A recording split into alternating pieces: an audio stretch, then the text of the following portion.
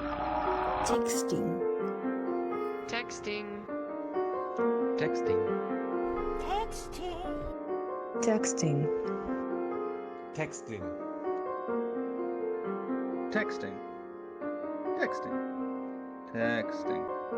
Texting. Texting. Texting. Mark, Will, and Tomek present Texting. Hello, all you textual deviants, and welcome to another episode of Texting. I'm Mark Will in Taipei. I'm Tomek B is dead in the Russian Federation. And we're joined once again by Joe Greenwood of the 10 TB Hard Drive podcast. That's Did me. I get that right? Yeah, 10 TB, 10 terabyte hard drive. The fifth best film podcast in the world. Here for your audio pleasure, listeners. All right, well, you're just the man for this episode because our textual focus today is David Lynch's Lost Highway. And I want to start with a question for you, Joe, because it seems like it's totally inappropriate for us to even be discussing this in the wake of Mr. Lynch's death. Is that not the case? What is your prejudice against delving into the work of recently deceased artists? For me personally, I there's no rhyme or reason. I don't know whose microwave is going off there, but It's mine, but it's finished. Thank you. okay, cool. There's no rhyme or reason as to why I don't want to, or why I'm not so keen on discussing people who've just passed away, other than it just feels a bit gross to me. I don't know, I don't know. It's like I don't ever feel like when someone dies, I'm like, right, I really want to watch something now by that person, because then I'll just be bummed out that they don't exist anymore and that they can't make anything. Yeah, that's. But part is of Consider it gauche. I would consider it gauche, perhaps. Yeah. Well, could it? You know. Okay. I mean, I sympathize with that point of view, but is it not possible to, pay tribute to the deceased by celebrating his or her work? I mean, we're gonna do that on 10 terabyte, but what we're gonna do is we're gonna discuss the films of the women of Twin Peaks. So we're gonna watch 2 films for each of those actresses instead, because we're a feminist film podcast as well, because we want to take it outside the grasps of a overbearing man. And there's, I don't know, I'm always one for doing the total opposite of what people should do, just because that's my nature. And I don't know. There's the other thing as well, is when David Lynch died, obviously I was bummed out, but he was ill and he wasn't going to be able to actually make anything anymore, so what use is he? But no, it was more like, he's an old man who's sick. It's not surprising he's passed away. But him and David Cronenberg and Martin Scorsese, 3 of the most overanalyzed filmmakers going, and it's not normally a filmmaker that I would delve into too much. I mean, we did Mulholland Drive on 10 terabyte hard drive, and that was because we had just a text conversation about it, and I was like, I've not seen that since I was 16. And I felt like it was something I wanted to go back to at that time. Just to see what that experience is like, as watching it as a teenager and then watching it as a 30-year-old. Or someone in my 30s, I should say. So yeah, that was kind of my issue with doing a Lynch episode. But obviously, because you guys politely asked, of course I came on. I have to, when someone is as polite as an erudite as you two. So, and now that Tom has said that he despises Lost Highway, I'm like, well, my blood's boiling. Yeah, you want to leave. Yeah, yeah, exactly. Well, exactly. Well, we hope you'll stay. Yeah, so maybe we should leave that for later. Why exactly Tomek dislikes this film so much, or do you want to say something about that now? Point. I don't think it's a Of course crucial it is. talking point. It's Of not course it because is. You're a host. I'm You're a a host host, on the but- show. but there's art that doesn't work for me, and that's because I'm an innocent child of the light. But And yeah, but why? But that's an interesting way of looking at Lynch. Okay, all right, we'll get to it. Can I ask a question? Where does Lynch stand for you as a filmmaker? Like in terms of like a personal canon or a personal ranking of filmmakers? He's in my personal canon for sure. Right. Is he above Kurosawa? Is he above Fellini? I don't know, but he's in that conversation. I would say, I mean, you mentioned Cronenberg. Yes, he's in that same category. For me, he's more important than Scorsese.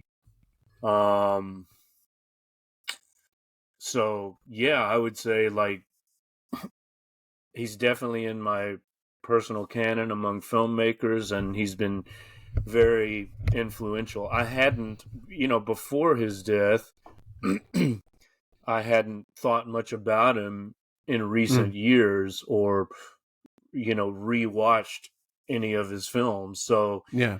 I find, I guess contrary to you, that when someone passes, it's like a reminder. It's like, oh yes, I need to spend more time with this person's work. Or sometimes this often happens with music, right? Like there's so much music out there, and then I'm not even aware of it until someone dies, right? Like, oh, this musician died.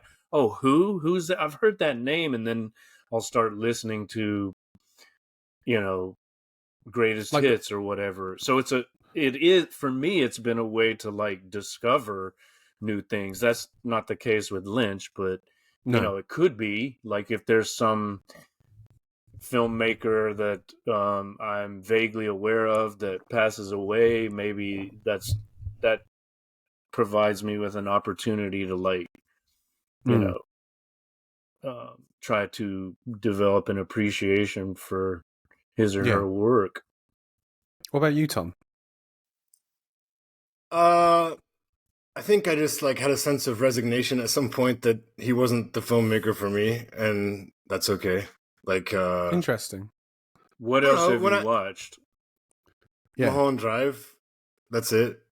I think. And you Those are the didn't only like two? that? Yeah, I like didn't Mulholland like it? Drive. No, I liked it a lot. I What didn't do like you it like about that Mulholland much Drive? the first time. I preferred it the second time, and I rewatched it because of 10 Terabyte. I think we even discussed it a little bit at the time. What was your main criticism of our review of Mulholland Drive, Tom?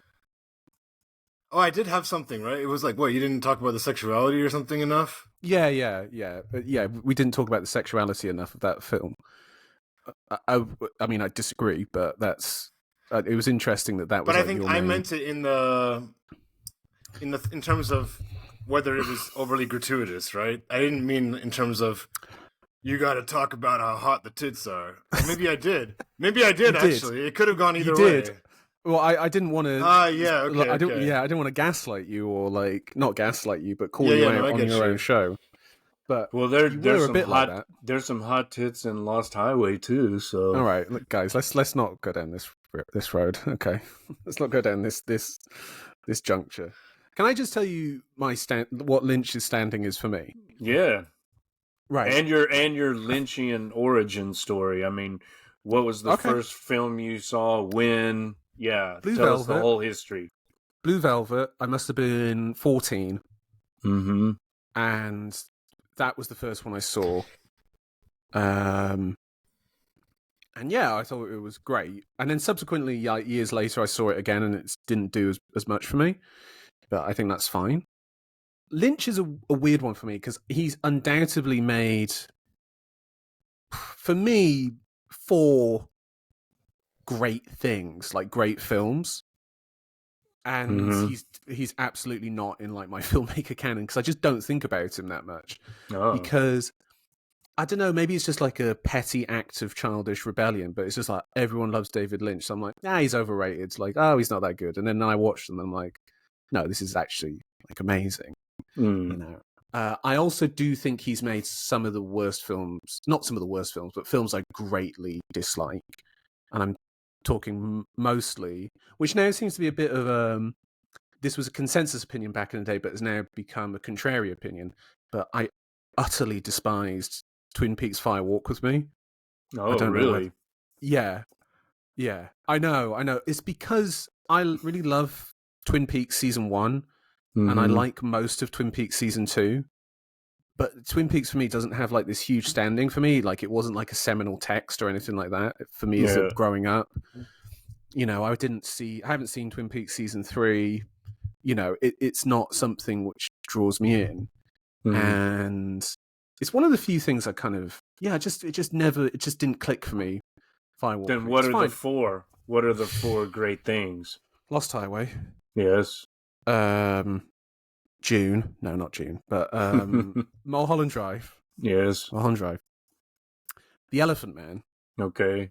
Which, just come on. Like, what are we talking about here? And then, I guess maybe Twin Peaks Season 1, and then I guess Inland Empire, but it's not something I've seen in a long time, but it does need a rewatch. So those are the four things. It's like Twin Peaks Season 1, Elephant Man, Mulholland Drive. Blue Velvet doesn't make the cut. No, just in an arbitrary ranking sense, it's not, for me, such a key text. I mean, Eraserhead is something that I've not seen in a long time either. It's just a filmmaker I don't go back to, whereas someone like Scorsese, like whenever I get the urge to watch one of his films, which isn't often, because, you know, from the age of 14 to 20, I kind of burnt myself out on them. Like, you know, I watched them over and over and over again. That when I put them on now, it has got this, oh my God, I'm basking in a master's work here. Whereas Lynch, it's just not someone I ever really think about going back to watch. I don't know. Have you seen Scorsese's After Hours? Of course. Okay, that's utter masterpiece. That's one that some people miss. I can't remember who we were asking about that, but he wasn't aware of it. But I'm glad you are. That's always been one of my favorites. Yeah. Tomek, your Lynchian origin story. I guess it all started with Mulholland Drive. Maybe when I was 18 or so, maybe 18, 19. I mean, the lesbian scene was powerful. Yeah, okay. And I'm not saying it in necessarily in a good way. I'm just saying it was like, it made a big impression. Well, we have to talk about this, Joe. You know what I'm saying? Like, that's being transparent. It's like Wild Things. That lesbian scene. Oh, what a movie! What a movie! That's incredible. I can't say what a movie for that either. But no, and also the filmmaking was like definitely different. I mean, I remembered that scene with the Llorando. That was also like burned into my brain for a while. Do you know what I'm talking about, Mark? Silencio. Yeah. No, No hay banda. No hay banda. Exactly. But like the song is Llorando though. Like, oh, that right, yeah. Like crying, right? Crying, right. Yeah. The Roy Orbison song in Spanish. Yes. And yeah. And I really enjoyed the rewatch. My wife said she watched it like just over and over when she was in college. But she said she didn't even necessarily love it. She was just like determined to figure out all the plot twists and stuff. Oh, okay, yeah. But I just enjoyed the aesthetic much more than Lost Highway. Like it felt a lot lighter. The color scheme is obviously much different. Yeah, I enjoyed the protagonists more. It's more relatable. Naomi Watts' story.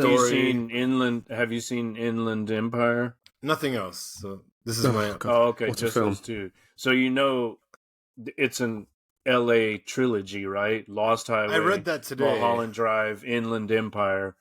So, you know, at some point, yes, I haven't written off David Lynch. You know, I respect him. Yeah, because I just think this particular film, like, it's just not what I'm sensitive to darkness. Yeah. Mm-hmm. Yeah. I mean, I say that, but like two of the films you recommended for me recently, Joe, like I enjoyed both of them, and they were both, I would argue, rather dark. Which films were that? The names are not suddenly coming to mind. One was I think they're both French Canadian films, right? Oh, one was Red about Rooms. Yeah, one Red was Red Rooms. Rooms. And one was The Beast. Yes. Yeah, one's French, one's French Canadian. Yeah, The Beast is like I think the even most the other one had a Lynchian. Canadian. Either way, Yeah. like I liked both of those films, so I don't need a straightforward narrative, but I just I need to be more seduced by the characters. I need to enjoy the characters more. I need to find something about them a bit more relatable. I didn't relate to these guys like You didn't relate to the main guy with his sexual inadequacies and his inability to perform for his wife. Relatable? Is that what you're saying, Tom? That's relatable, but I didn't even I didn't even necessarily pick up on that much until I got into some reviews today. Right. So Right. that wasn't that obvious to me, that particular issue. Yeah, I just Do you know felt at what- a distance, and it felt gratuitous, to be honest. Even though I recognize that is... Sorry, just really That's- quickly, I recognize that that's intentional and Yeah. it's not meant to be necessarily exploitative, but it still feels slightly exploitative. Like, how many times does... sorry, what's her name? Patricia Arquette. Patricia Arquette, who I love from Boyhood, by the way. So, that's a nice... Yeah. Mm-hmm. And that's how I know her. But yeah, how many times does she have to be naked on camera? I mean, it's at least half As of the film. many it as feels possible. I'm just saying, that does feel even if he's trying to make a comment about exploitation, it feels exploitative regardless. To me, it did. Mm. But she's... I mean, I guess she is playing two roles, one of which is a femme fatale character. It still Which- requires her to fuck every scene, and But she doesn't, I don't know, I just think... I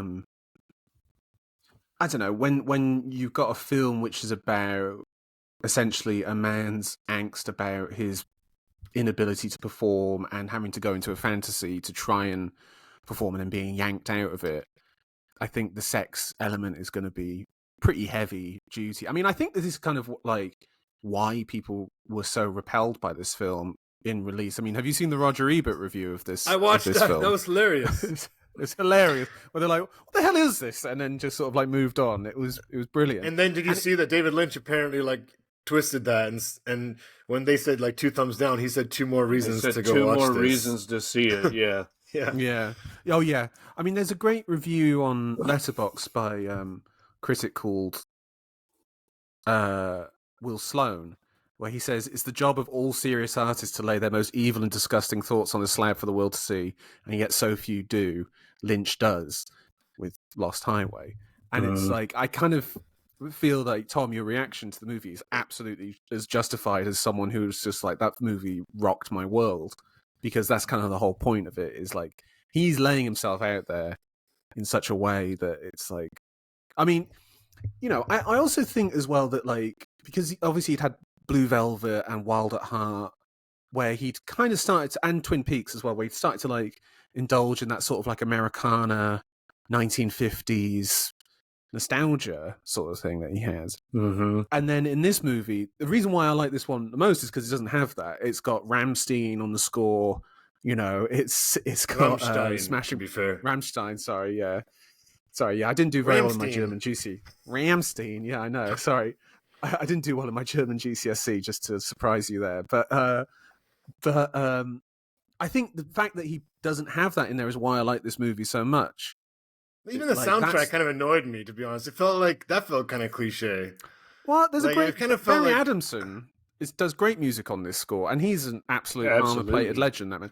Moss Side Story, one of the great albums by Barry Adamson. Check that out. I'm not hating on Well, the full he's soundtrack, but sometimes it feels original. He's the original bassist of post-punk group Magazine too. Yep. I like the Legend. Bowie song. That was Whom Bowie, I right? In the recently first discovered. song. Yes, Bowie, I'm deranged. It's the That beginning sounded and good. the end. Yeah. One of David Bowie's 6 good songs. Yeah, it's Oh no. yeah, you like that? Crazy one. Joe with those hot no. takes. I'm just saying that because, Mark, I'm waiting for you to introduce the Crazy Joe in this episode. You haven't yet, so, Yeah, What is there, like a we're horn you getting got to there. play? We're getting there. Like that Exactly. horn. Yeah, okay. We're getting Tim there. Westwood. Well, I've taken I us was off the gonna track. Mark, say- gets back on track.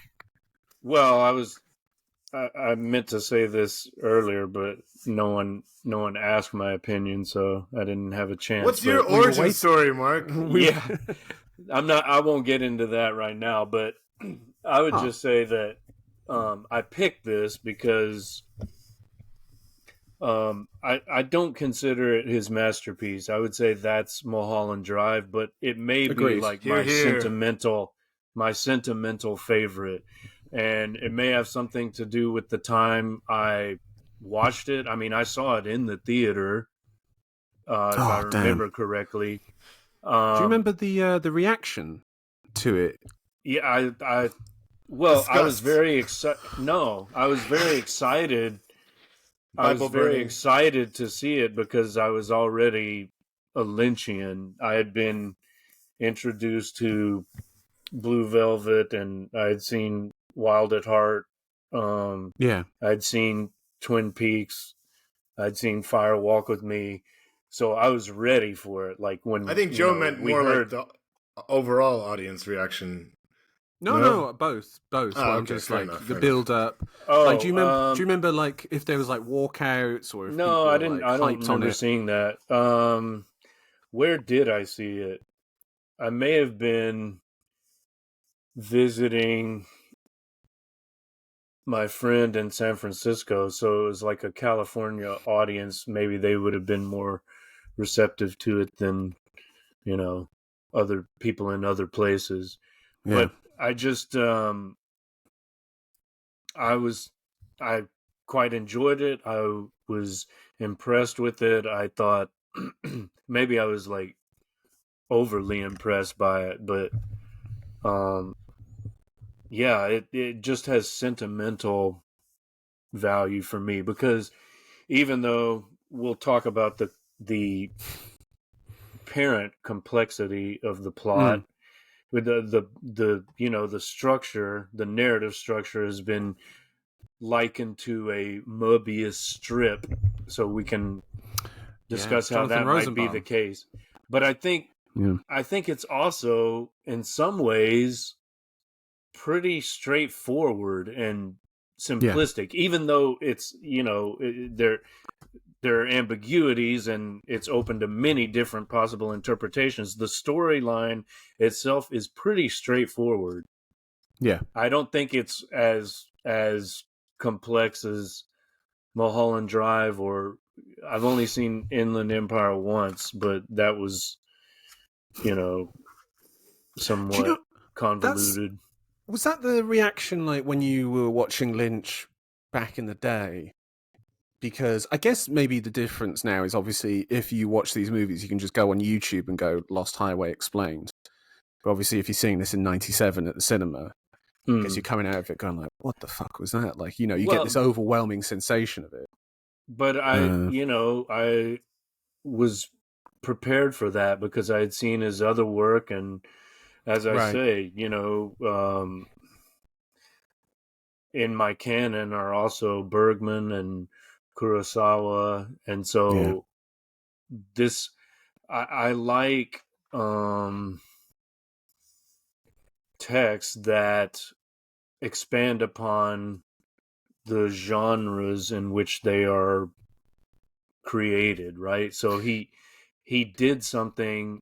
What I always liked about Lynch is that he could do something with film that you couldn't do with any other genre, right? Like if Lost Highway were published as a novel, it just wouldn't be the same thing, right? No. He does things that can only be done in his particular medium, his particular genre. And I remember at the time, like the word uncanny was always like on my lips when discussing Lynch, or weird, and I like that weirdness, that uncanniness and strangeness that is susceptible to multiple interpretations. Someone in the chat is asking, is Tomek calling from the afterlife? I saw that. Yes. I guess your video's a bit fuzzy, but yeah, he's in like a Lynchian alternative dimension, I guess. Yeah, he is.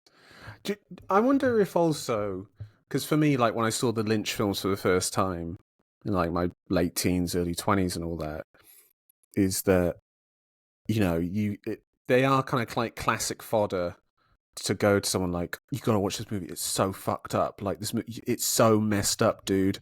And then you're watching like, wow, that movie was messed up and weird. And like, oh yeah. And then when you get to your 30s, I feel like they just really clarify. For me, anyway, at least the ones that I've rewatched, where I'm like, oh yeah, Mulholland Drive is just about wanting this person, having to resort to a fantasy world to be with them, because in the reality they're cruel and hideous to you, and your life is a mess. And Lost Highway, oh wow, what was going on with that middle section in the end where he's the killer and all this? It's like, yeah, he's drifted off into a doppelganger fantasy world. He's having to use the archetype of his wife to ground it in something. He creates her as this sort of like femme fatale character, and he lives out some sort of like sexual fantasy of being like this virile young boy, and then that fails when she says, you could never have me. Is that the line that she says? You'll never have me, or you'll never have me. That's it. Something like that. Yeah, you'll never have me. Well, and that's, it works on that level, or maybe in some sense it's actually real and there are alternative sure, universes or dimensions or timelines. Just the ambiguity's always appealed to me. And just the beautiful imagery. I mean, the cinematography is amazing.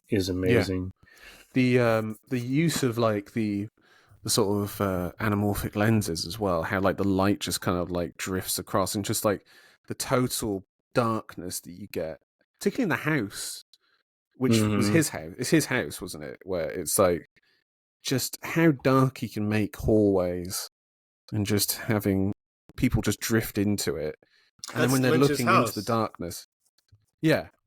Wow. Interesting. Is it? I didn't know that. I believe so, yeah. I believe that is his house. I did notice the darkness more this time. I watched it, I don't know, like maybe a week after he passed. But yeah, the shadows and the darkness are very important. Yeah, I think also for me is that brilliant how he uses like extreme close-ups as well, where he just cuts in and he's got just a shot of an eye. I like that. Yeah, just to kind of pull you out the space for a moment, to like make something a bit jarring in that time. Because now that I think about it, I don't remember him using extreme close-ups as much in his other films. I could be wrong. I mean, he has a particular type of close-up that he goes for. I don't remember that in Mulholland that much. Yeah, no, I don't either. But he has a particular sort of close-up and angle that he goes for, where he's slightly above and he's kind of got this sort of like judging eye over people that he uses quite a lot. Can I ask? Go ahead. Go on, Mark. No, go on. Well, I was just gonna say, I mean, this notion of the Mobius strip is, of course, not original to me, but is it valid? I mean, just listen to this. It says, in mathematics, a Mobius strip is a surface that can be formed by attaching the ends of a strip of paper together with a half twist. Let's see. It is a non-orientable surface, meaning that within it, one cannot consistently distinguish clockwise from counterclockwise twists and turns. Every non-orientable surface contains a Mobius strip. All right, that part is not as important, but is that an appropriate analogy to the plot structure, the plot such as it is, the narrative? I mean, is that really what's going on here, or is there a better metaphor for the narrative structure? I mean, I guess not, but I kind of feel like the plot ends halfway through the movie, and then you just get the second. I mean, the thing is, the second half only kind of clarifies itself when you get to the end of the movie. Do you know what I mean? Where you see him. Do you know what I mean? Where it's kind of like, okay, he was always in that place, and that second half we just had is something entirely different. Because, you know, when he's driving off and his head is like smoking and shaking and all that, you get the impression that he was living in some other realm to get through being in that cell. But in terms of the ring composition, you know, the I don't have. I guess I could share an image of it, but maybe people know what it is. It's hard for me to picture it, to be honest. Like the Mobius strip. Yeah, like from that description. Okay, let me share. Let me share my screen here so you can see what we're talking about. Where is that? Here. Okay, can you see that? Oh, I can see. Okay. So it's a strip of paper, but it's twisted, but it's all connected, right? So it's kind of like an infinity sign, right? Like that 8 on its side. It's kind of so it suggests infinity. It suggests like a circular structure, and there's definitely like a ring composition. I mean, we end as we began with Dick Laurent is dead, you know. So I like that looping structure with his twists and turns, and with the two narratives, the Pete and the Fred characters. You know, there's kind of that's the twisting and turning that I guess is referred to. I do like that as a sort of visual analogy, particularly also then if you picture that, and then if it's like a strip of paper, the end of the movie is just him ripping the paper up. Sort of, it's like, you're like, okay, we've been in this world and now I'm ripping you out of it, and I'm placing you back into reality of the movie. Yeah, I like that. Yeah. So in terms of, that kind of makes sense to me, that sort of analogy. And actually, now that I think about it, it's a pretty good example of the other LA films, you know, Mulholland Drive in particular, where, again, it's like the plot kind of ends with like half an hour to go, and then it's like, we're just in a reality now. It's like we're out of that sort of, as you say, the Mobius strip. We're out of the loop. Yeah. That's... The thing I wanted to ask was, where do you... Okay, I don't know how to word this without making it sound like the worst sort of like Guardian article or opinion piece, but like, what do you think of like the politics of like a David Lynch movie? Does that make sense? Like, does he come across to you as like, I'm not saying as a person, but I'm saying the work. Right. Does it come across to you as like a conservative piece of work, or liberal, or wherever you feel like it goes? Yeah, that's an interesting question. I mean, we've hinted at like the transgressive nature of some of his work. So to me, that's not like a conservative or right-wing aesthetic necessarily. No. But I'm maybe too much influenced by what I know of him personally. Maybe I've seen too many interviews or read too much about his opinions, and the fact that he voted for Ronald Reagan and Bernie Sanders. Like, those are the I didn't know about that, but I knew he admired Reagan. But then you think, okay, maybe that's because of the movie connection. He just thought he was like a good actor playing a president or whatever, and didn't necessarily agree with the policies. But I saw this interview with Zelensky. I saw moderately successful comedian. Yeah, I saw this interview with Lars von Trier, and he was talking about how he idolized Lynch, and then he was so disappointed when he saw him pimping transcendental meditation. He's like, how can this great man be like selling ice cream? Yeah. So maybe, and I've seen some of those interviews. Like he interviews Paul McCartney, and he's like, so you met the Maharishi, yeah? You met him. Yeah. You were in India with. It's like, wow, okay. I mean, it was somewhat disappointing to see that, but that's why I guess the work is so much more important than the person. Yeah, someone linked me to a podcast the day after he died, where it was like a 3.5 hour podcast on the history of that yoga, transcendental meditation, and the links to child sex trafficking and horrendous crimes that they've done. And I listened to all of it, and I found it somewhat tenuous, but very entertaining, nonetheless, to be making such salacious claims, particularly, getting that they did it before he died, but getting it after he died is pretty salacious stuff to be hearing. But I guess there's something weird about it. I don't know, like whatever gets you through the day. I try not to judge too much, but it's. I mean, I think your original question was the more interesting one, which was what about him being conservative? No, or just his politics. Yeah, politics based on the art rather than necessarily his biography. Yeah. Well, can I just give my point of view on this? Is that I think the traditional Lynch take is he likes to show Americana and the suburbs, and then he likes to show the grimy underneath quality that's, and the shot of Blue Velvet of going underneath, and you see the bugs and all that, or whatever else, and you see the dirty secrets of that.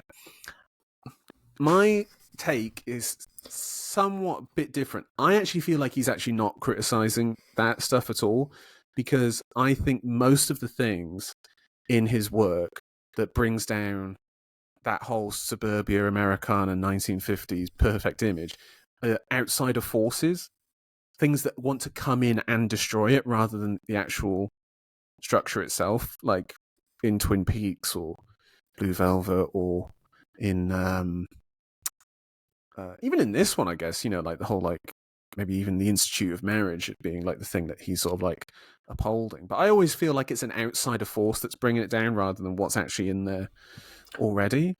And so it is an essentially conservative, traditionalist elements of it. viewpoint. Elements for sure. Yes. Well, I mean, as you're saying that, I'm thinking about all of the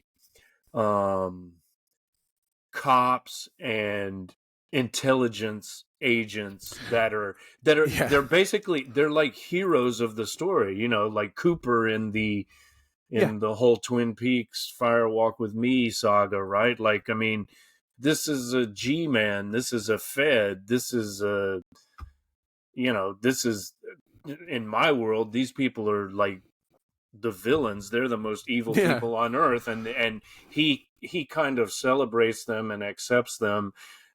I mean, somewhat deifies, but it also shows, I guess maybe the thing is their flaws aren't actually the job, it's more just their quirks. Do you know what I mean? Where it's just rather than that implies a kind of acceptance, right? Where so that would be a kind of conformist, traditionalist, almost, you could say, authoritarian kind of viewpoint that's celebrated. So, that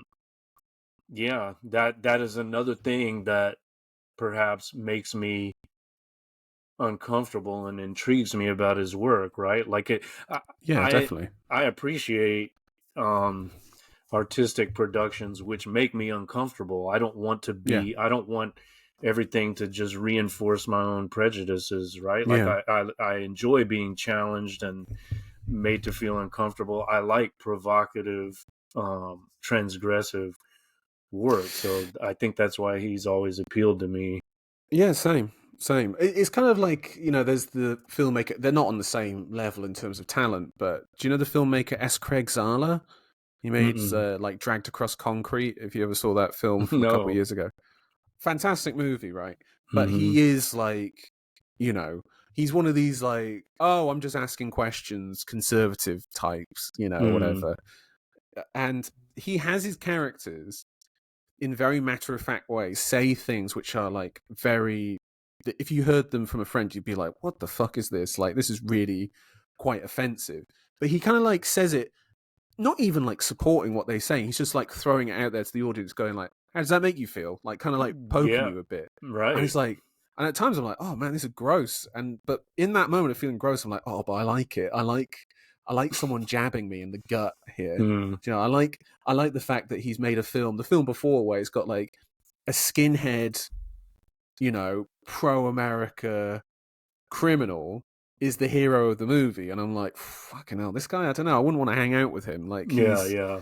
But you end up empathizing with him because the journey he goes on. It's like, I like that, and I like that about Lynch. Those things that I said where I'm like, he's implying the outsider evil to me is interesting, and in fact is more interesting than Americana. They were just covering up all the dirty stuff going on. It's like, I guess, there's so many books and films about that. The work of Douglas Sirk is just that.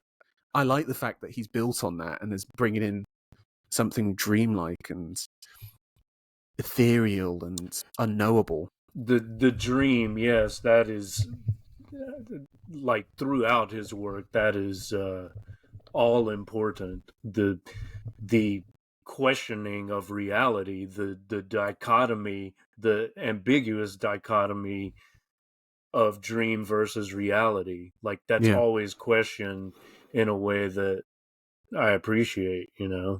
Yeah, definitely.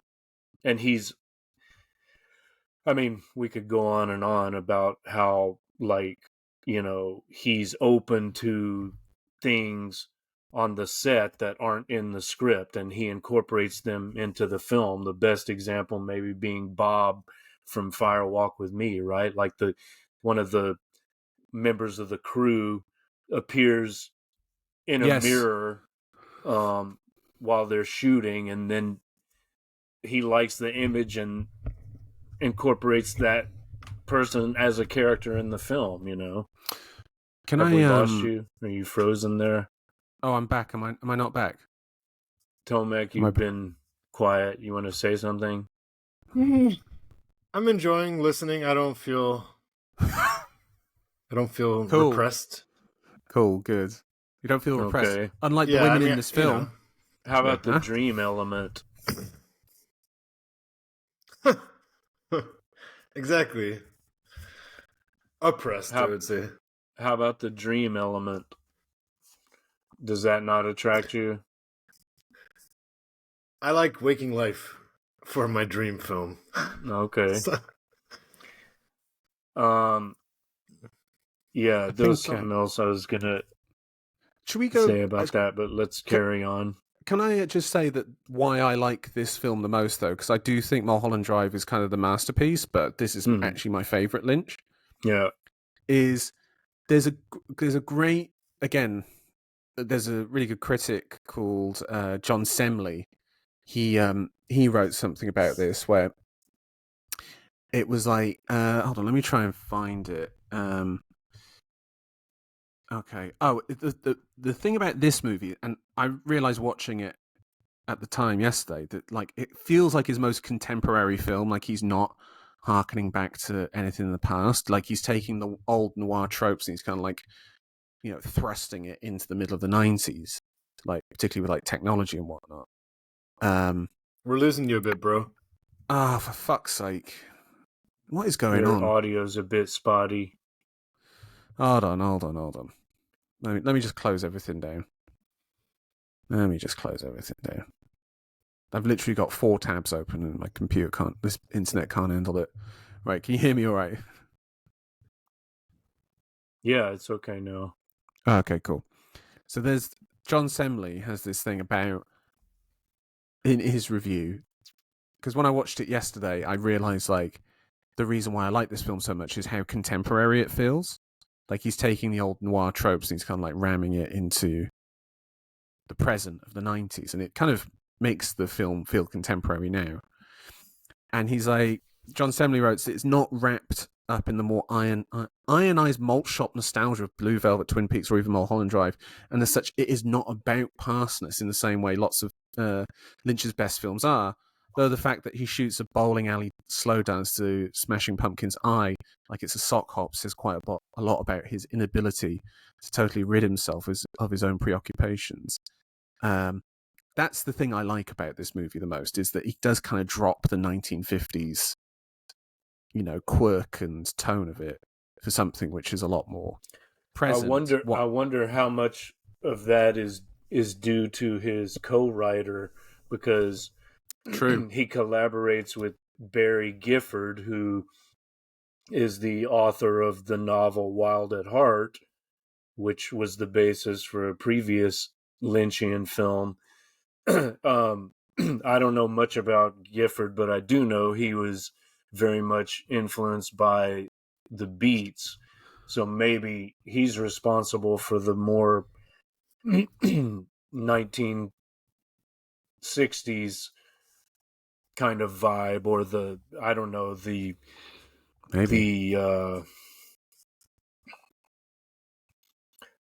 whatever we can say, the graduation from that 1950s nostalgia. Yeah. Tom, can you actually just go into why you dislike the movie so much? I was tired. That's Come probably. on, man. I mean, that could be a reason, but I mean, again, I just didn't. The tone of the. I don't know. I guess the noir tone of like the criminal stuff. That's like not really interesting for me. It's just more like it's from something I just can't relate to. Yeah. I would just say like the most basic way would just be saying it not relatable. Obtuse, which some people enjoy, but I need more than that. Like I need more than just kind of, well, let me try and figure this out. Like I watched that Ebert and Siskel review or Siskel and Ebert, sorry. And yeah, they're getting completely panned in the comments, and I'm not saying that's not justified, but I had the same reaction as they did. Like it's a lot of sex and a lot of violence, and for what? Like I didn't get enough of the plot line to feel that invested. And as I said before, it just felt like slightly exploitative. You mentioned the noir element. That's important because, I mean, forget about the 50s and the 60s. He's hearkening back to the 30s and 40s. Like, we lost Joe there. But yeah, I mean, I like, do you get why I don't like it?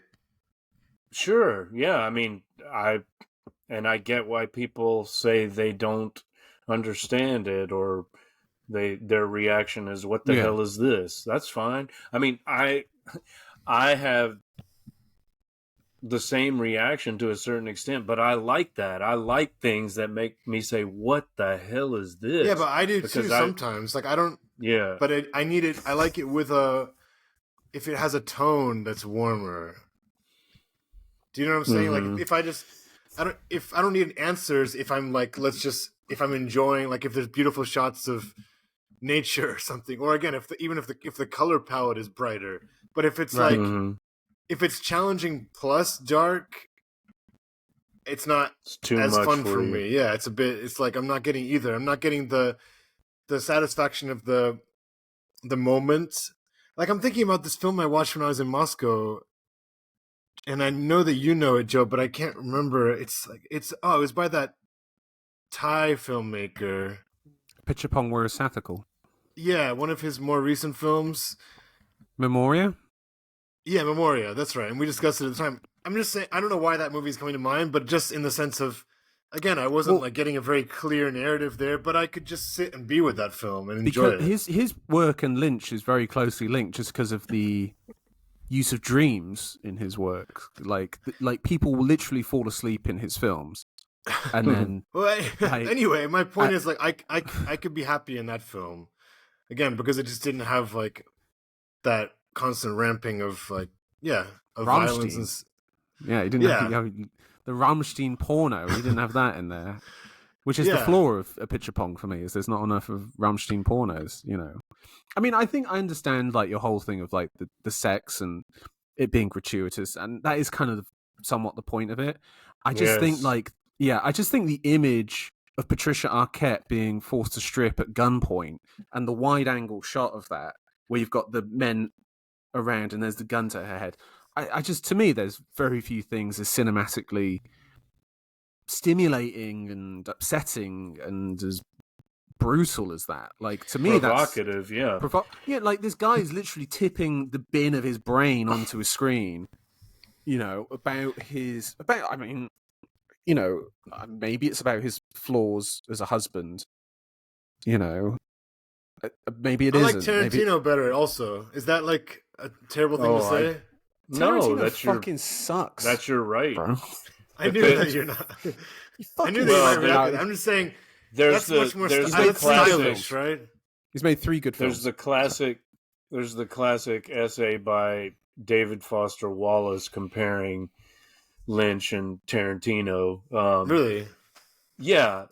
He says his argument is, well, you know, Tarantino's fascinated by the cutting off of an ear, whereas Lynch is fascinated by the ear itself.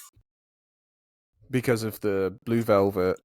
Reservoir Dogs and Blue Velvet, the discovery of the ear in Blue Velvet. So it's like, I guess the argument is that there's too much gratuitous violence or cartoonish violence in Tarantino. Of course, there's violence, but it's more stylish. Lynch too. It's like, but yes, I understand. But what does more but stylish I think one mean? thing, like what's that? choreographed, like just aesthetic. I disagree. Aesthetic. I disagree. I think that they're both like Kill equally... Bill. It literally is choreographed. Yeah, of course. Yeah, but they're choreographed for different reasons.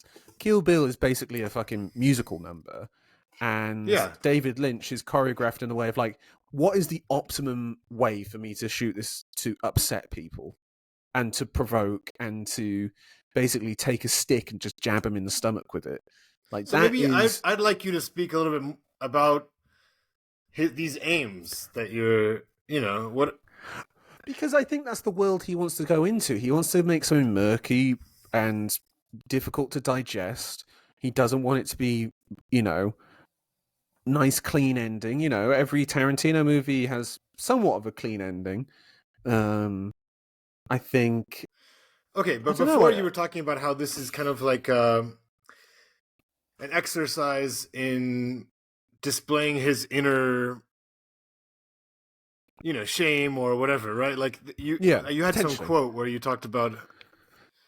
Okay, so is that the same thing then as necessarily him like strategizing a message to convey? Because that seems a little bit different to me. I mean, it can be both those things, saying? No? It can be both. But the first seems a bit more like outside of your control, whereas the second one feels more crafted. So what's outside of your control? What Lynch saying? This is my flaws as a husband. Or you confessing your darkness, your darkest, your. I think it depends on the artist, doesn't it? It depends, and it depends on how much they tell you. Well, I'm just saying, if I'm going to sit down and write something, right, and like, I could. It's very difficult, of course, to write about your biggest shame or the things you don't want to write about. On the other hand, but to sit there and like craft a narrative where you're really thinking about that seems craft, which in a way, craft is the opposite of like, you know, it's like you have all the control when you're crafting something. You're absolutely not struggling to write that next sentence. You know, you're like, I'm going to get them like this way. So for me, it's like coming at something from a different. Yeah, because, you know, he spent years making a movie, you know, and he had to get millions of dollars to make it. Like, there has to be a craft to it. And that he's laced it. But I mean, in terms of like, because just the language that you're using, like, he wants you to do this, right? He wants you to squirm. I don't think he wants you to do anything. That's the thing. It's only ever as much as you want to put in or take out from his movies. Like, no, but you said a second ago that like I'm not trying to like put you on the spot. You're like he wants are. to make people uncomfortable. He wants to. So there is like an aim here. Sure, but but it's like, let's say the aim, but each scene has a different aim. For example, there's the scene when they're driving along, and like he rams into the back of that guy's car after he gives him the finger. That's a funny scene. Yeah, so it's a funny scene, but is it also like a weird scene? Is it also uncomfortable? Like, yes. Yeah, but it's like it can be any number of those things. You could have all those reactions. You can just have one of those reactions. You might watch the Patricia Arquette strip scene where she's got the gun pointed to her head, and I watch and I go like, wow, what a deeply upsetting situation. Or you can be like Tom and get a fucking erection. Like, what am I supposed to like? Is one right and one wrong? Of course not. Like, it depends on you as a viewer, but what sometimes, you're taking to it. And this is the problem with that kind of like, oh, I'm really doing this to criticize the porn industry, right? It's like, it's that whole, I can't remember, but that's a very classic kind of approach where it's like you're having your cake and have eating your cake it too. and eat too. Yeah, exactly. Yeah. Do you know what the And worst film for that is in terms of particularly like how exploitative? I mean, this is the thing: is that okay? Here's why this film for me is not exploitative with that: is that Lynch is consistent throughout the movie. Like how he shoots the whole movie is the same. Like he doesn't do anything outside the norm when it comes to the sex scenes. It is part of that milieu. A film that I have a really big problem with the sex scenes is Blue is the Warmest Color. I don't know if either of you have seen that movie. Yeah, I've seen it. Yeah. Right. I liked that movie though. Yeah, I mean, I like the movie, but the sex scene, the 9-minute sex scene, where, he shoots a whole movie and it's all close up, it's in the face, you don't see a full thing. And then he goes to the sex scene and the director let me just pull this camera back and let's get a nice wide 2-shot as I watch these two women have sex. And it's like, that was a moment for me in that movie where I felt very jarring and actually very exploitative within the film. Within this movie, and that's like masturbation worthy, that film, to be fair. I mean, I was in the cinema and I was sat next to my dad. So I'm not going to start doing that. I see that. But maybe that's for a reason, though. That my point there is like, because I'm in a cinema. Yeah. No, my point is it's masturbation worthy, probably because it is exploitative in a way, right? Yeah, of course. Like I didn't find this film particularly erotic. Lost Highway. There you go, then. Yeah. So, but is your question then like, are there people out there who find this erotic and like using this as material for masturbation? Like, is that what you're implying? Because I'd find that tenuous if that was the case. Let's just come back then and maybe just tell me if you pause on certain shots of Patricia Arquette. Yeah. What is this podcast? I thought this was a classy podcast where you talked about, William Blake and Canterbury Tales. I'm just answering the question. But I think we've touched upon another important Lynchian element, and that is the sense of humor. I mean, yeah, a lot of, you could call this a horror film in a way, or certainly you could describe Mulholland Drive as a kind of horror film, maybe Inland Empire too, but they're also all hilarious. There's so many outrageously comic, laugh out loud scenes.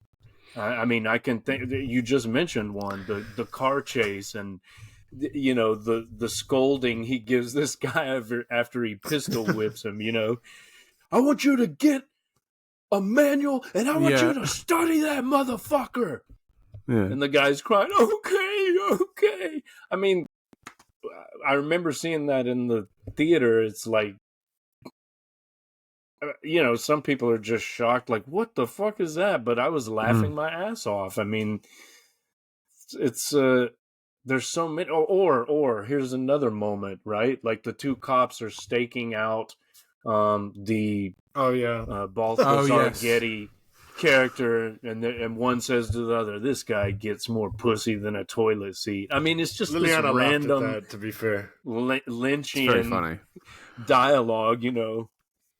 It's so like out of place, and Yeah, I mean it's a That crude. adds to the uncanny, unsettling nature of it. Yeah, it's crude, but it's juxtaposed with all this other, high art. I don't know, these high concept elements that it's you just add that to the mix, and I don't know. To me, that is quintessential Lynch. The unsettling humor as much as the dream element and everything else we've talked about. Yeah. So Definitely. even these disturbing scenes, like the ones you're mentioning, the gun to the head and everything, that too is a kind of parody, right? Like from a certain perspective, it's so over the top that you laugh at it. Like the guy who pulls out the gun, like his expression, it's like so overacted that you almost have to laugh in spite of yourself, even though you're uncomfortable at the same time. What do we think of the use of All right, well, oh, hold on. mm-hmm. Sorry, is my connection fucked Go up ahead. again? Medium. It's spotty, We can hear but you, go okay. ahead. We can hear you now. So, I was just going to ask about like the technology side of it, because it kind of feels like his most like technologically advanced film, particularly like the use of like the camera, where he says like, I just want to like remember it how I want to remember it. Do you know what I'm talking about? Where it feels like he's kind of like criticizing the sort of wanting to document everything elements of like having a video camera and filming stuff, which is interesting to consider. That was 1997 and now we're in 2025, and it's I get a picture of Tom's meals pretty much once a week or so, like if I'm lucky. So it's I've scaled down a little bit, bro. you have to be fair. You have. Well, we're still in the VHS age, right? Like the videos that they receive in those manila envelopes are VHS cassettes, not DVDs even, right? No. So, I mean, looking back on it nostalgically, I appreciated it at the time, but that was all I knew at the when I saw it in the theater. But now looking back on it, there is a kind of nostalgic feeling that I get. Yeah. So I don't know. I'm reconsidering what we were saying about the 50s, 60s, and so on. You may have logged off when I mentioned this, but that noir element harkens back to like the 30s and 40s. So it's and also we should point out, the model for the, I don't know if it's the Renee or Alice character, maybe both of them to a certain extent. The model, as Patricia Arquette has specifically said, was Betty Page, the pinup girl with the bangs, right? I mean, she really does look like her. Just the ultimate, I guess she would be 50s or 60s pinup girl, but with the noir element, we're reminded of, I don't know, a Dashiell Hammett story that. Do you think she's intentionally not or like something? Her beauty is not like maybe super stereotypical? Would you agree? Like, I think she's very beautiful, but she's not. I don't know. There are probably actresses that are more like cosmetically, perfect. The Barbara Stanwyck thing. It's like Barbara Stanwyck is like, she had like like quite a large nose and quite a pointed face, but she played a femme fatale in Double Indemnity, and it's like, I understand why this man is ruining his life to be with this woman. I'm just asking, like, do you think Lynch picked her because she's not maybe as cliche of like a... Maybe. I mean, there's so many, like, when it comes to making a movie, like, the amount of elements that are at play where it's like, oh, I need 15 million. Okay, well, you need this actor, you need one of these 5 actors to get it made. Okay, well, I'll go to Patricia Arquette. What do I know? What should I know about her? Because again, the only movie that came to mind, True Romance. Okay, my friend Ryan loves that movie. Have you not seen it? I don't think so. Oh man, so good. I know, like, I can see the movie poster, but yeah. Is that with what else? Christian Slater? Yeah. Yep. Yeah, I've seen it. What else is That's she? a Tarantino script, isn't it? Yeah. Tarantino script, Tony Scott directing. Yeah. Well, let's talk about the cast. Anything else? Well, hold on. to Let me say just about her. Patricia What else? Arquette? Yeah. Yeah. What was What the state other of her films? career at the time? Do you know? Like, Didn't this ruin it for her? Well, Pardon? I knew her sister better, Rosanna Arquette, and there's also a David Arquette, and there was a Former WCW World brother. Champion David Arquette. yeah, there you go. I think this kind of ruined her career for a little bit. really?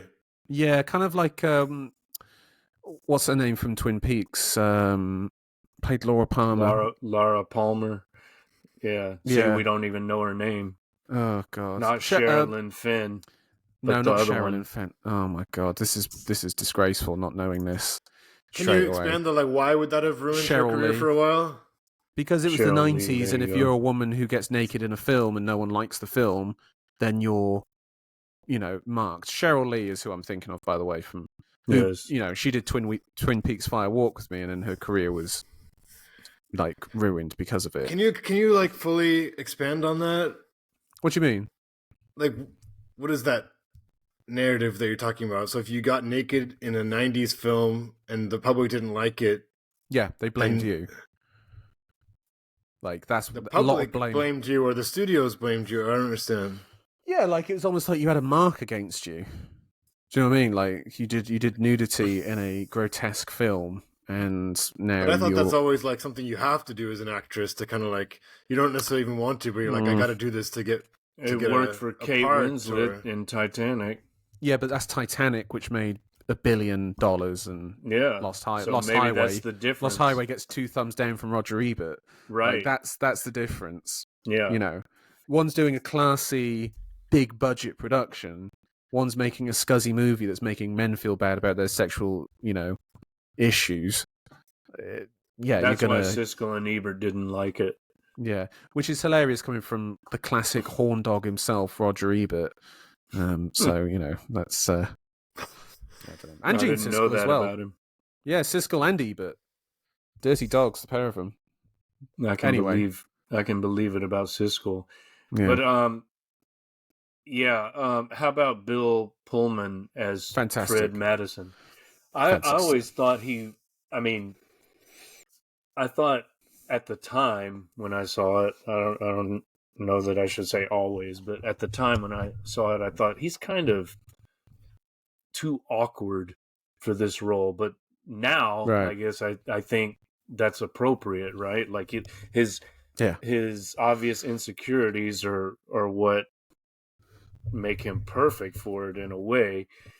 And I recently saw him in this series called The Sinner. I don't know if either of you've seen that. No, I've but not it's seen it. really good, and he's like all his insecurities are on display there, and I think he makes it work really well. This is obviously a much younger version of him. I mean, that was like 30 years ago at this point. Yeah. Well, No, he's great. almost. In this, I think he's. Yeah. I don't know. He's got like as you say, that awkwardness. He feels like a guy who should have his life together and feels like he should have his life together, and it just isn't, and it crushes him in a way that he can't. It's almost like he can't get it out. Like he can't really talk about it. It's I don't know. I think it's a particularly strong performance from him in this. But How about I think the he's fact excellent. that he's a musician? What are Lynch and Barry Gifford, trying to tell us about? He's the The saxophone. man who can't. Yeah, Yeah, it's he obvious, can't yeah. express himself verbally, so he has to do it through music. Is that the No, he has to- idea? No, he has to. The only way he can perform sexually is with the saxophone, because he's just like he's letting it rip with the saxophone. This people are going wild with his saxophone playing, Right. and then his wife is deeply, deeply unsatisfied. So, yeah, I think that's what it is. I need to rewatch Clearly because, like, you know, I'm allowed to admit my ignorance, but I just like missed this stuff. Is it not obvious that like saxophone, penis replacement? No, but I mean, can you just like tell me a little? Can you remind me? Because again, I was super tired. There was like what? No, I should have watched in the middle of the day scene with the curtains closed, but that's the but best. So time to there's watch the it. sex scene where apparently he finishes too quick, right? And then she's like consoling him. Well, he's yeah, and then he turns around and he sees the Robert Blake character imprinted on her face, right? And yeah, and then it's like someone's like getting to him in his mind's eye, and then he then is performing the saxophone, and then when he's doing it, it's like this wild performance. What are the other manifestations of the insecurity? Like, is it the way that she deals with that guy at the party? Yeah. Well, yeah. And how that then he comes back in, you know, when the young guy kills him. That's the only other time that character comes in. So it's the Bill Pullman character's reality blending, you know, where it's just like, oh, she's cheating on me. Oh, I'm going to kill him. And then kills him. Do you know what I mean? Like that's that's the insecurities that happen. He knows he's being cuckolded, right? Like he's asking her, "Are you coming to the club?" "No, I'm gonna just stay here and read." He says, "You're gonna read? What are you gonna read?" And then after his performance, and he kills, right? Like the club is all excited, everyone's cheering for him. It's a strobing, great, wild performance, and then he tries to call her, and the phone rings interminably and no one picks up. And then as you say, there's the party scene. She's like flirting with the guy who has the pencil thin mustache. I don't remember his name. So absurd. And was she's that ever like a thing? I get people who are really into John Waters. Waters. Yeah, there you go. Yeah, there you go. Yeah, John Waters fans kind of did it maybe in the 90s, but just imagine trying to pull that off now. Maybe I'll do it. Oh my god. Maybe I'll have. There are people who do that kind of stuff ironically, I guess, but even that's like pretty intense. It's pretty ballsy. That's a skill to be able to have a mustache like that. To be fair, like that takes a lot of that's like a Michelangelo level patience, I think, to have that sort of mustache. So yeah, I don't know, but I mean, I kind of like I would recommend not watching this again straight away. Tom, don't worry, I won't. But you should rewatch it at some stage. I should rewatch it though. Yeah. Yeah, I mean, or watch another Lynch, like watch something like Blue Velvet. Or I mean, The Elephant Man. I mean, how have you not seen that? That's like the one for saps like you. That's the one you should be watching, right? Like, cool. Yeah. Sorry. No sex and violence. Maybe a little violence, but emotional. I get it from my mama. Yeah. Oh damn. Yeah. Well, anyway. how about Robert Loggia as Mr. Eddie? So good. And Dick Laurent. Unbelievable. I mean, we talked about one scene. I'd actually like to watch that. It's so good, but I don't know. Should we try? Nah. Do you know the scene? There's a bit in his performance that really I found quite upsetting. Was the bit when they're watching the porno, and then he's got Patricia Arquette up against the projector, and how he's kind of like mounting her standing up is so like full on and kind of gross, like a not even like an animal, like some like demon character. That's actually something that happens in Lynch movies. Is there's guys who turn into sort of like a demon, and just they have an insatiable desire to be with this woman or whoever. Who's the gay iconic you rapper? Like pornos, Pete? Give you a boner. Go on, no, I was Tom, thinking. Who's the gay rapper? He turns into it like the guy who did the. You know what I'm talking about? He had the huge country western song. Nelly. What are you talking about? He's not gay. Lil Nas X. Cisco. Lil Cisco? Nas. Oh, okay. And Lil Nas X, one of his like subsequent videos, he like becomes the devil, and it's like Yes. I kinda know what reminds you're me- talking about. Yeah. Anyway, that's the image that came to mind. It was a cool What about video. Richard actually. Pryor in this? I forgot was Richard kind of- Pryor was in this. Richard Yeah, it was kind of Pryor disappointing. and, I didn't and feel like Gary Busey. Gary Busey's in it Busey's too. great in this. Go on. What's your issue with the Pryor performance? No, Tom? it didn't seem like he got to do too much. I don't know. I don't think he could have, to be honest. He He was was wheelchair bound on at his that time. last He legs. genuinely was wheelchair bound. I didn't Yeah, know yeah. that. Yeah, that was what he was like at that stage. He was not in a good state. It's his Okay. last performance. But I think I don't know. Like, I love that performance.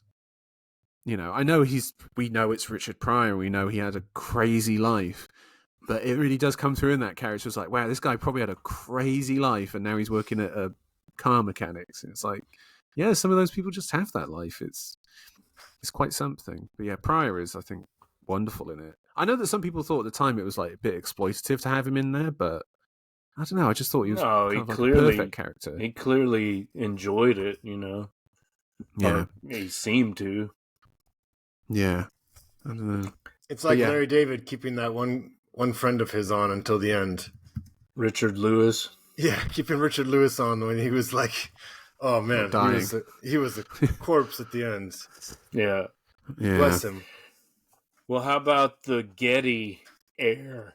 The Balthazar Getty Getty. heir, Balthazar Getty, scion of the Getty oil family. See, I remember from my first viewing, I thought, it's like, this guy's not a good actor. And I watched it this time, and it's like, he's not a good actor, but that's perfect for it.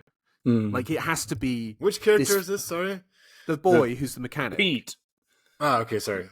Yeah. He actually should not be a good actor because it's this guy's fantasy, and it's a normal dude having a fantasy. So his acting shouldn't be that great. Do you know what I mean? Like, he's having to do an off-the-cuff performance, and his brooding intensity is not really that brooding, and is like, when he has the argument with the girlfriend, it comes across kind of a bit weak, and it's like, actually, yeah, it should be like that. I think that's always something that I like to push back against now, is like the idea of like, oh, it's a bad performance. It's like, yeah, but is it the right performance? Mm-hmm. Do you know what I mean? Like, and it should someone give an amazing performance in that spot? Probably not. And I think that's what's so well pitched about that segment. Are you implying that was the intended performance, though? Of course. Yeah, of course. So I Yeah, mean, definitely. the actor was very conscious of that. Yeah. It's like, It wasn't well, because- he may not have been, but Well, Lynch, yeah. Lynch Lynch was. was. It's Yeah. Right, like- but that was it's like- my question is how conscious it was. He don't probably go thought to- he was doing a great job. Yeah, you don't go. Yeah, he thought he was James Dean. You don't Okay. go to an actor and say, "I want you to be shit. I've cast you because I know yeah. you're crap." Like, Not shit, but you know, like give it. What you don't think a talented actor can of can course, give that kind of muted fakeness? Or of course. like, you know, let me, yeah. So that's my let me point. bring up the work of Balthazar Getty then, and we can discuss his other great It's a cool performances. name, Balthazar. Balthazar. Wow. Natural Born Is that Killers, which is a terrible film, and I want to see that. Megalopolis, which was fine. Yeah, no other great performances here from Mr. Getty. I can Okay. see. So, yeah, I don't know. Wait, you've not seen Natural Born Killers? No. Don't. It's not very good. I know that might be sacrilege to some, but I'm not a fan. I liked it. I mean, it's a Tarantino script, right? Oliver Stone directed. What do you dislike about it? Oliver Stone's direction of that film. I think see. I think it's a mess. Rodney You don't Dangerfield like- is good in it. You don't like but- Stone, right? Overall. Oh no, I like Stone. I think Any Given Sunday's absolutely fantastic. Mm-hmm. Like, absolutely just like getting assaulted sort of level of cinema. It's just, yeah, Isn't that what love, Natural Born Killers is too? That's an assault on the senses. yeah, sure, but it doesn't work for me in the same I way. see. Yeah. Defend your position, Joe. I liked it. I haven't seen it in a while though. Same. I can't defend an opinion. I think from I was 17 I years think ago. I was like recommending Savages. Did I Good do movie. that? Good movie. Yeah, it is, isn't it? It is a Did good I movie. mention that in one of our Dylan podcasts? I don't know. I feel like you might have, because doesn't he use Yeah, a it may Dylan have song in come it? up. Yes. Yes. Hot chili peppers in the blistering sun. Yeah. Oh, That's man. that's What song was yeah. that again? That song was ridiculous. No, I think, it's Joe, I not. think that's you- the best song on Desire. I think, Joe, what you are did like a talking good about? sing. You like sang that during our pod, right? No. I'm pretty. I remember you singing Chili it. peppers in the blistering sun. Romance in Durango. That was it. Yeah. Yeah, that's right. What was the that's really how it bad came song up. that we discussed? The one that was like all about the Joey. Crazy Joe. No, the song that was the most ridiculous was the one about that island vacation place. Mozambique. Yeah, Mozambique. Mozambique. That was That's a great silly. song. Who was That was- talking All That right, was- let's get back on track here. Okay. We're going to Come start talking on. about the kelp in a second from Design, aren't we? It is related. We were talking about movies, Oliver Stone, Natural Born Killers. It's all related. Yeah, it is. Okay, how about The Mystery Man? Yes. Robert Blake, convicted murderer. Yes. Yeah. Seriously? He had a King of Comedy situation. Yeah, where he had a stalker and the guy broke into his house and all that. And he murdered him. So, yeah. This was Damn. after the performance as Of the course, Mystery yeah. Man. Yeah. But he died in jail, didn't he? Yeah. Think Yeah, so. he did. I looked up his filmography. Hmm. Robert Blake. He worked that, man. He was in a lot He of was stuff. a child actor. I mean, he did like 130 films, I think it was, in his entire... Yeah, 130 films. In Cold Bloods, Treasure of the Yeah, Sierra right. Madre. I mean, there is nothing like this performance with the sort of unbelievable, ghostly face of that guy. Like, something just like plucked from the recesses of his mind is incredible. Was there an Alright, equivalent like archetype character in Mulholland Drive? Dumpster. Guy behind the dumpster. Right. Yeah. Okay. No, I'm trying to think the equivalent in that one is the cowboy. The cowboy. Yeah, that's what I Where was thinking. if you see me once, you've done Yeah. well. If you see me twice, you've done bad. Like, yeah. Hmm. Go on, play this. Yeah, clip. and we mentioned Bob in the Fire Walk with Me. He's kind of a mystery man character. Yeah. I insist on this. Let's see if it works. Great Barry Adamson music.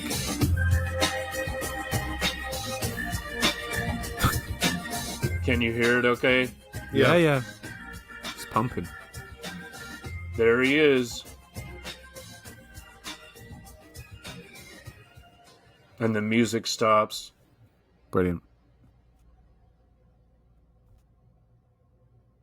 We've met before, haven't we? I don't think so. Where was it you think we met? At your house, don't you remember? No, I don't. Are you sure? Of course. As a matter of fact, I'm there right now.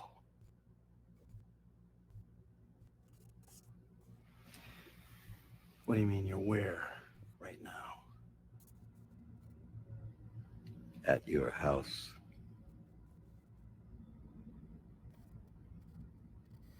That's fucking crazy, man.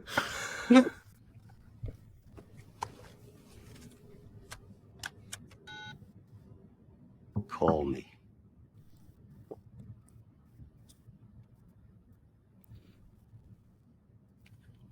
Dial your number. Look at Pullman here. Look at this. What a Go performance. ahead. Interesting tattoo there on his hand. Yeah.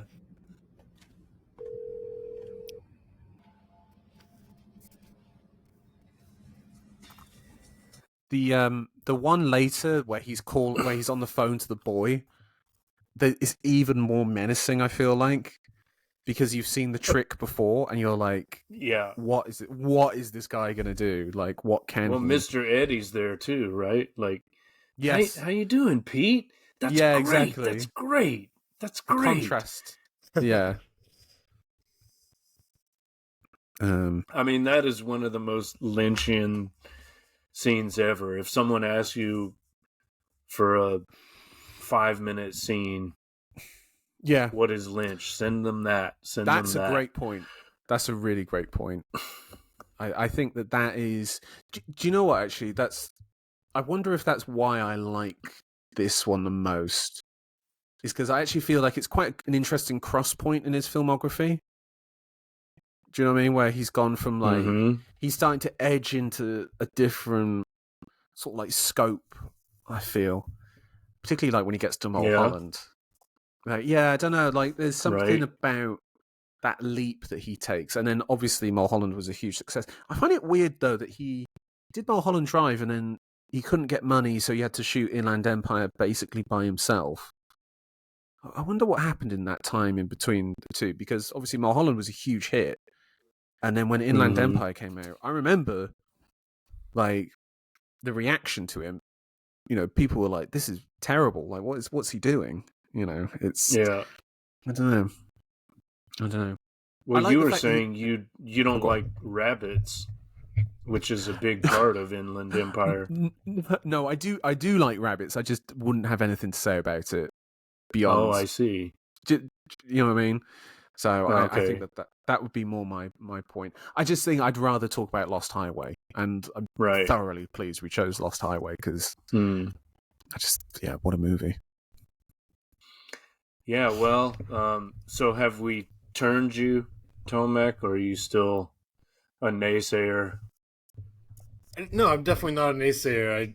I think you've helped me unpack it a little bit more, and yeah, I tend to be admittedly pretty slow when it comes to films that are more like labyrinth in nature, labyrinthine, or I don't necessarily pick up what I'm supposed to necessarily pick up. I would you've honestly got to apply recommend... the dream logic, you know? It's like, what does a dream mean? Yeah.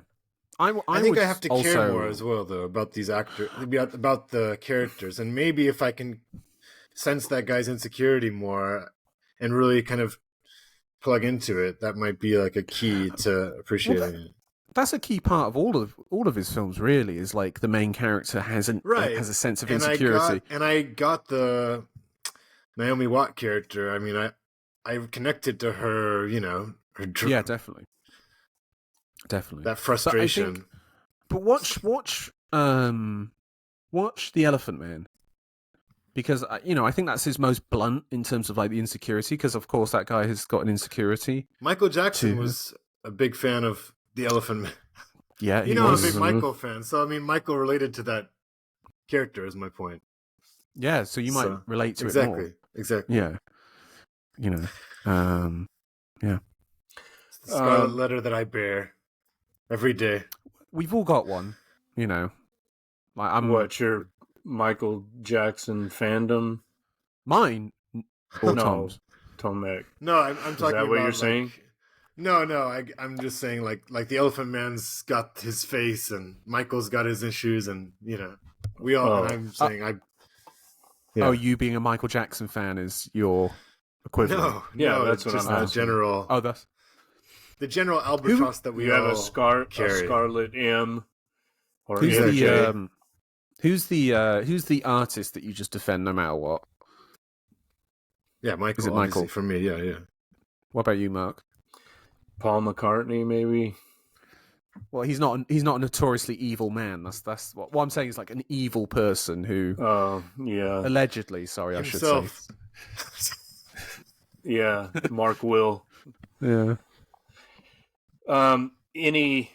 We hinted at this before, but I think some attention should be paid to the soundtrack. Wait, are you not going to answer that question then? I mean, it is an interesting question. What? Oh, is there like a major artist whose reputation is just shocking, but you... Louis Ferdinand Celine? we recently did the pod on Gauguin, like right? him. Yeah, we did go. I don't know. A few characters. Philip Roth. Do you know what I'm reading at the moment? I'm reading I'm reading Roth's The Professor of Desire. Have you Okay, read there this? you go. Have you read I this? haven't read that one. So good. So good. I mean, it's one of his... that's the what's the character's name? Not Zuckerman, but what's the It's professor's name? David Kepish. Yes, David Kopesh, who appears later as an old man in The Dying Animal. So you'll want to read that after you finish this. I will. I'm when it comes to my Rothness, I'm more of the sex Roth rather than political Roth. So that's more like, that's Sabbath definitely Theatre. yeah. Sabbath Theater. That's maybe So that's his masterpiece. But The Dying Animal, The Human Stain. You read that? I've not read The Dying Animal, and I have read The Human Stain. Yeah. And I just think he's amazing. Can I just say, by the way, linking to Roth, my guy that I'm ride or die for, through all the terrible films, through all the terrible... If you make a allegation remark against Woody Allen, I will absolutely go into meltdown. I was just about to mention him. All right, so what's your favorite Woody Allen film? Deconstructing Harry, that's my favorite. Okay, and it's the most Rothian. That for sure. That in fact, I've heard that it's his takedown of Roth. It's a satire on Roth. He's shitting on Philip Roth throughout the whole They movie. didn't He's like friends each with other personally. No, they hated each other, and I love it. But but the first time I heard my friend Herman read me an excerpt from Portnoy's Complaint over the phone. I'm like, what is that? A Woody Allen book? He's like, no, it's this guy called Philip Roth. So I think that's the only book that I've read. I liked it. Yeah, Important book for me. That was the beginning. Of course, he read the section entitled "Whacking Off." But, yes, of course. Yeah, but I was just going to say, yes, Deconstructing Harry, Crimes and Misdemeanors, Husbands and Wives, Hannah and Her Sisters, and probably my favorite, Stardust Memories. Underrated, I feel like Stardust Memories doesn't get brought up enough as a great Woody Allen movie. For me, I'm going to go. It's kind of his most Lynchian. It is definitely the opening when he's going to that festival and he's got the shot on his face as people are like, and then people are like criticizing him, going like, "Why can't you do your earlier funny ones?" It's like that's just brilliant. And then also Charlotte Rampling is just so incredibly beautiful in that film. It's what a movie. Yeah, Deconstructing Harry, Husbands and Wives. Let's go with. I'll go with Hannah and Her Sisters. And do you know what? I'm gonna throw out one here that's a little bit under the radar. Cassandra's Dream. He just dropped it, y'all. He just dropped Cassandra's Dream on this shit. Cassandra's Dream. One of the later ones. I think I saw that. From that period, I liked Match Point. I thought that was really good. Wasn't such a fan of that one, but I love Cassandra's Dream. That's a really good one. What's the one with Josh Brolin? You Will Meet a Tall Dark Stranger. Yes, that wasn't bad. Yeah, I liked it. I like all of them. That's the point. Even the shit ones. Yeah.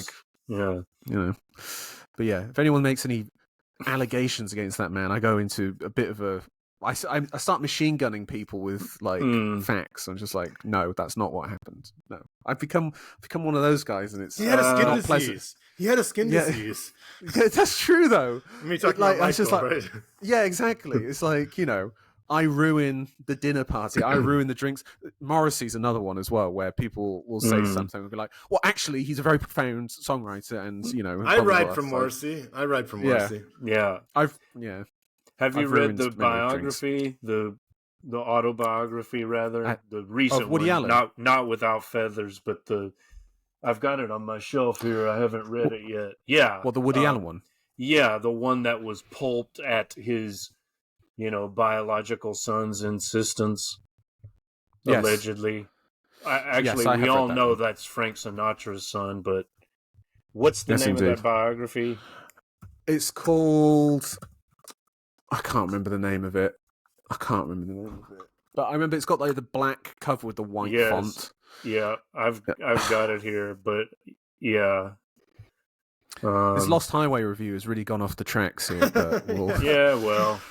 Yeah, we've well. already- You'll have to kind of retitle it to the span of Intertextuality. topics. You know how it goes.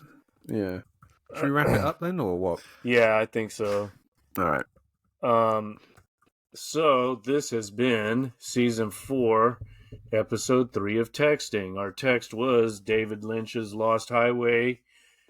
Our special guest has been Joe Greenwood, Crazy Joe, of the 10 terabyte hard drive podcast. Yep. So thanks for joining us. Part 2 of the Zalman King series coming out this week. Keep your ears out for that. Okay. We'll put a that'll be link good. in the show notes. Thank you. And we still, later this season, we'll do Dylan's Highway 61 Revisited. That's coming up. So, yeah, we look forward to that. Whether you want me to or not, I will be Oh, there. we want you to.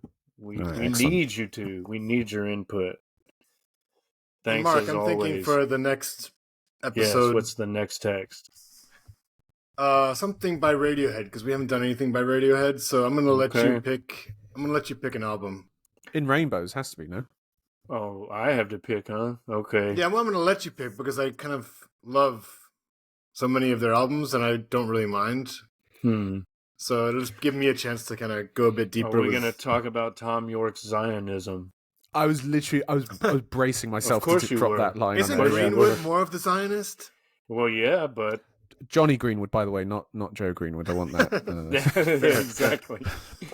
Well, yeah, but you know, there's the whole York Roger Waters controversy, so that'll probably come up. I think Johnny has sort of infiltrated and influenced him a little bit. Kind of the opposite to the bass player from Mumford & Sons, who became a big Jordan Peterson guy, and then he got kicked out of the band for being like a manosphere dude. So, But no, I mean, I want us to focus on the music. The music, of course. Mhm. You know? Let's here we take go. that sonic That's the journey. right Sure, it'll come up. It'll come up. But all right, yeah. So everyone, subscribe to the YouTube channel. We're at Mark Will Write WRITE. We're on Substack. I'm at Mark Will Write WRITE. Tomek is at tomekb.substack.com. So thanks again, everyone. Yeah. We will see you next time.